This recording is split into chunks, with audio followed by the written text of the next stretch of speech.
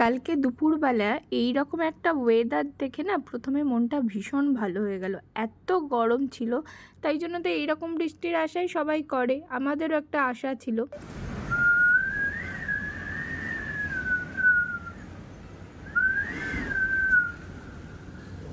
কিন্তু এই যে শব্দটা তোমরা শুনতে পাচ্ছ, এটা পুরো হাওয়ার ছিল।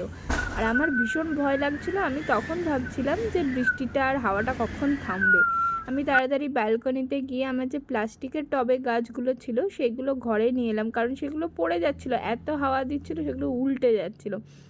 বাড়িতে বসে জানলার ধারে এরকম ঝোড়ো হাওয়া, যেটা ফিল করতে বেশ ভালোই লাগে। কেমন হাওয়া দিচ্ছে? দারুণ। দারুণ না? রনি তো পুরো মানে কবিদের মতো প্রাকৃতিক দৃশ্য দেখতে বসে গেছিল, বালিশ নিয়ে খেয়ে উঠে শুয়ে শুয়ে এরকম বৃষ্টি দেখছে।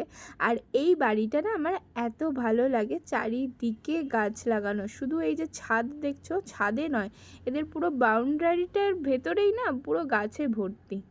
তারপরে যাই হোক, বৃষ্টিটা একটু থামার পরে আমরা বেরিয়ে পড়লাম একটা নদীর পাশ দিয়ে। আমরা এখানে যাচ্ছিলাম, সেখানে যেহেতু হাওয়া দিচ্ছিল, অনেক লোকজন ছিল, রাস্তাটা একটু অপরিষ্কার ছিল গোটা কটকের মধ্যে। এটাই দেখলাম একটু অপরিষ্কার, কিন্তু ভালো লাগছিল।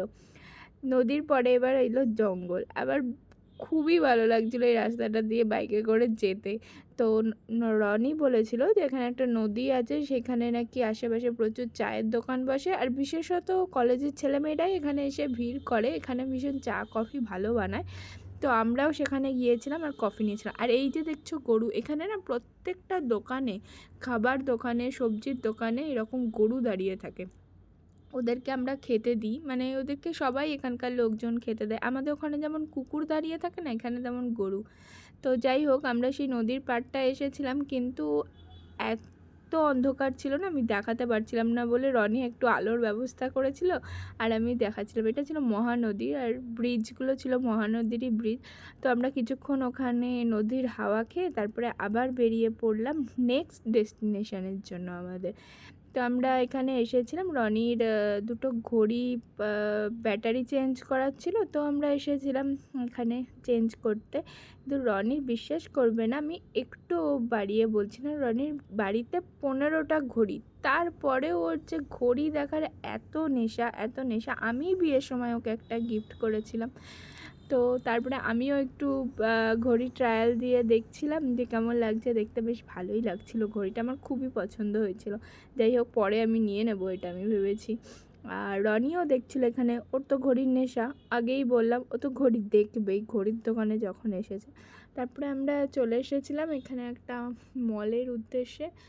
কিছু কেনাকাটি সেরকম কিছু আমাদের ছিল না, যেহেতু আমরা টুকটাক শপিং করতেই থাকি। তো মনে হলো চলো ঘুরে আসি, যাই ভেতরে। তো ঢুকে পড়েছিলাম। সেখানে প্রথমেই একটা জুসের দোকান দেখে রনি বললো যে আমার জুস খেতে ইচ্ছা করছে, খাবি?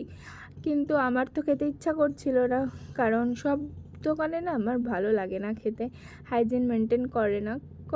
করেও হয়তো, কিন্তু আমার সব দোকানে ভালো লাগে না। ততক্ষণ দাদা জুস বানাচ্ছিল, আর আমি ওদিকে দাদার ফোনে আইপিএলের ম্যাচ চলছিল কালকে সিএসকে, সেটাই দেখছিলাম। তারপরে জুসটা দেওয়ার পর রনি আমাকে বললো অল্প টেস্ট করার জন্য। আমি খাবো না, জোরই করলো আমাকে। আমি টেস্ট করলাম। বলছিলাম না আমার সব দোকানে ভালো লাগে না, ওই জন্য মোটামুটি লেগেছিলো। তারপরে আমরা মলের ভেতরে ঢুকে, সেদিন বোধহয় কোনো অফার চলছিল, এত ভিড় ছিল না, আমরা দেখছিলাম জিনিস। আর ও টিফিন ক্যারিয়ার সেম জিনিস একটা 2 দিন আগেই কিনেছে, সেটাই দেখছিল যে ও আগের দিন ঠকে গেছে কিনা। তারপরে দেখলো না, সেম প্রাইসই আছে, ঠিকঠাক আছে। তো আমরা এখানে অনেক স্টোরেই ঘুরছিলাম, কিন্তু কার কার আমার মতো এই স্টোরটা সব থেকে ফেভারিট বলো?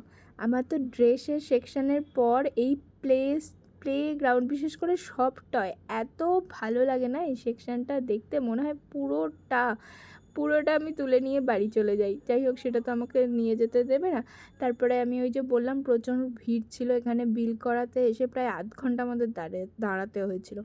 ওখান থেকে বেরিয়ে খুব খিদে পেয়ে গেছিলো, আর রাত্রিওটা অনেকটা হয়ে গেছিলো। বাড়ি এসে আর ডিনার করার টাইম থাকতো না, তাহলে আরও লেট হয়ে যেত।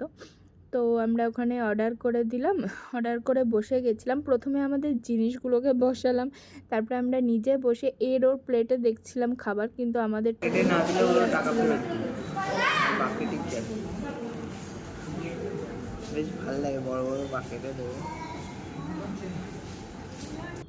তো রনির কথা মতো বাকেট তো দেয়নি, এখানে দুটো বক্স দিয়েছিল। যাই হোক, এত খিদে পেয়েছিল আমাদের যে ওর আর ফেরত দিয়ে আসার কথা, যে রাগের মাথায় যে কথাগুলো বলছিল সেগুলো আর মাথাতেই ছিল না।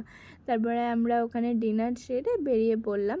রাত তখন বেশ অনেকটাই হয়েছিল। এই জন্য না আমার গরমকাল একটু শীতকালের তুলনায় ভালো লাগে, কারণ রাস্তায় না অনেক লোকজন থাকে অনেক রাত্রি পর্যন্ত, আর শীতকালে ওইটা একটু কমে যায় ওই জন্য।